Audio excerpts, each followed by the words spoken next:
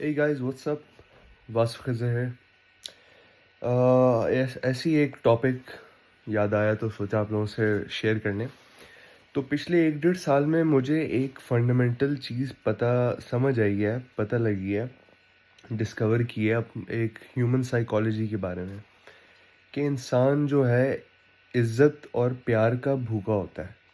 चाहे वो कोई भी डेली लाइफ की बात हो, बिजनेस की बात हो, अगर आप किसी को एक सॉल्यूशन प्रोवाइड करके दे सकते हैं या उससे भी पहले ये सब तामझाम से पहले अगर आप किसी को इज्जत दे सकते हैं, अगर आप किसी की रिस्पेक्ट कर सकते हैं विदाउट एक्सपेक्टिंग एनीथिंग, तो वो सामने वाला आपको याद रखेगा, वो भी आपको इज्जत देगा। तो ये जो क्लीशे टर्म है ना कि इज्जत पाने के लिए इज्जत देनी पड़ती है, तो ये सच है, काफ़ी सच है। और ये मैंने फर्स्ट हैंड एक्सपीरियंस की है और फील भी की है, और इसमें कोई शक नहीं है कि ये बात सच है। क्योंकि जब जब आप किसी को या दुनिया में आप लव और रिस्पेक्ट भेजते हो, तो वो कभी ना कभी किसी ना किसी फॉर्म में वापस आता है। अभी इसको आप किसी भी एंगल से ले सकते हैं, स्पिरिचुअल एंगल से ले सकते हैं, इसको आप टेक्निकल एंगल से ले सकते हैं।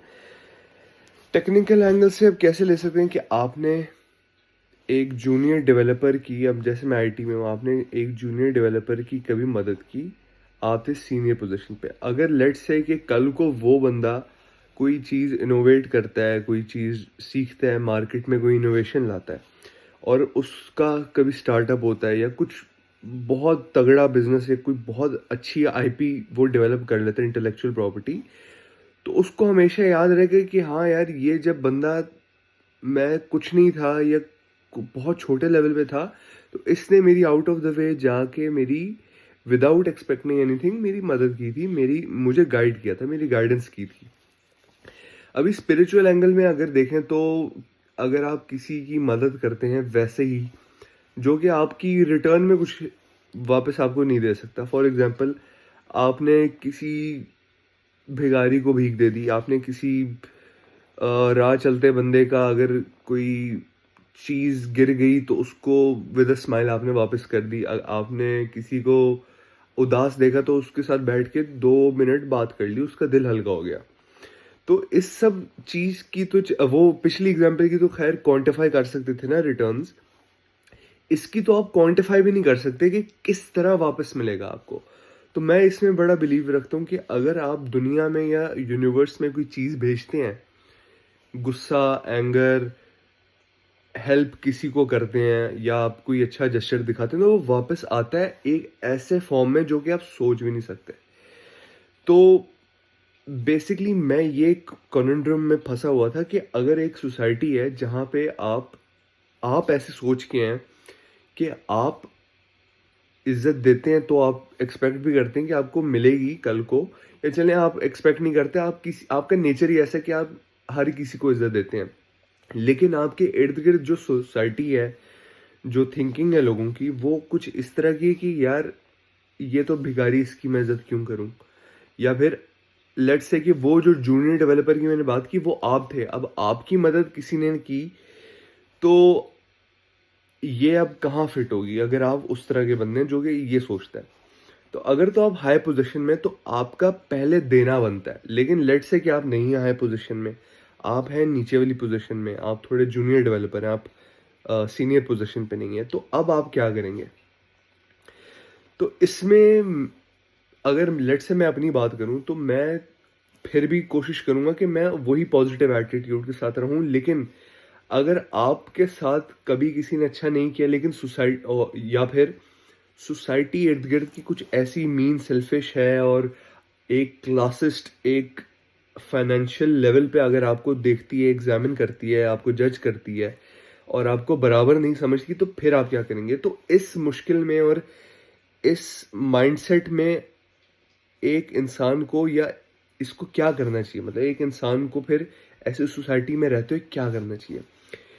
तो अगर आपके पास इस बात का कोई सोल्यूशन है या इस बात पे कुछ आप कहना चाहते हैं, तो प्लीज़ कमेंट में नीचे लिखिए, क्योंकि ये बहुत इंपॉर्टेंट चीज़ है। क्योंकि जब आप आप एक पॉजिटिव एटीट्यूड के साथ बाहर चलते हैं, आप एक शरीफ इंसान हैं, आप एक मेहनती इंसान हैं, आपका एक एटीट्यूड पॉजिटिव है, आप जज कम करते हैं, आप नेगेटिव कम सोचते हैं, सब अच्छे बुरे थॉट सबको आते हैं, लेकिन आपका प्रोसेस अलग है। तो अगर आपके इर्द-गिर्द सोसाइटी ही डैश है, चूतिया है, लेट्स से अपने छपरी ज़ुबान में बोलें तो एकदम एकदम फ़ारिक। तो अगर इस तरह की सोसाइटी है तो फिर आप किस तरह ऑपरेट करेंगे, या फिर आपको क्या करना चाहिए उस सिचुएशन में? क्योंकि अगर आप इज़्ज़त देंगे नहीं तो इज़्ज़त लेंगे कैसे इन द फर्स्ट प्लेस? अगर आप इस एक्सपेक्ट नहीं कर रहे तो फिर आप कितनी मेहनत करेंगे उस सिचुएशन में? तो अगर इस तरह सोचें तो आपको क्या करना चाहिए? Let's comment down in the comment section. कुछ अगर आपके अपने थॉट्स हैं तो बताइए। अगर आपको बात नहीं समझ आई तो वो भी बताइए। मेरा तो सिंपल सा फंडा है कि इज़्ज़त दो तो इज़्ज़त लो, और अगर आप फिर भी इज़्ज़त नहीं किसी की करना चाह रहे तो you can't do anything about that person, आप कुछ नहीं कर सकते। तो हमेशा इस कन्फ्लिक्ट में मैं फंसा रहता हूँ कि अगर मैं इस तरह का हूँ तो सोसाइटी इर्द-गिर्द की अगर वैसी नहीं है तो फिर क्या होगा? मेरा फ़ायदा उठाया जाएगा, या मुझे कभी इज़्ज़त नहीं मिलेगी? क्योंकि काफ़ी लोग इस तरह की सोसाइटीज़ में फँसे रहते हैं। मिडल ईस्ट की अगर बात करेंगे, इंडियन सोसाइटी, पाकिस्तानी सोसाइटी की बात करें जहाँ पे पैसा, स्टेटस हर चीज़ होता है, तो इन सोसाइटीज़ में नीचे से, बिल्कुल नीचे वाले तबके से ऊपर जाना बहुत मुश्किल होता है। तो अगर इस तरह का आपका एक्सपीरियंस रहा है तो वो भी शेयर कीजिए।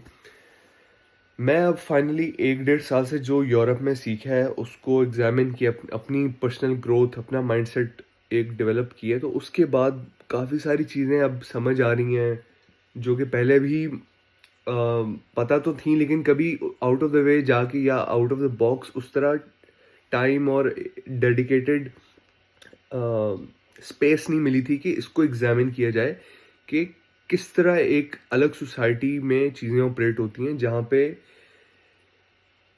क्योंकि बहरीन में जिस तरह क्या था कि एक गोरा है वो एक स्पेसिफिक जगह पे रहेगा, आपकी फुल एज अ किड आप ग्रो अप हो रहे होते हो, तो आपका एक पूरा आइडिया ही एक स्क्यूड होता है कि यार ये गोरा है, ये यहाँ रहेगा, अच्छी जगह रहेगा, इसको इतने पैसे मिलेंगे, इसको इतना मार्केट में इज्जत मिलेगी, जॉब ये मिलेगी, आप ये हो, आपका पासपोर्ट ये है तो आपको इतनी इज्जत मिलेगी। तो इस कन्फ्लिक्ट में जब आप फंसे होते हो तो आप आउट ऑफ द बॉक्स कैसे सोच सकते हो? अगर आपके पास है कोई तो इसमें मैसेज नीचे डाल दो कमेंट सेक्शन में बराबर।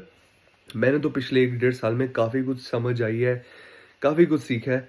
अगर आपको इस विशेष टॉपिक पे कुछ टिप्पणी अपनी देनी है तो प्लीज़ लिख डालें।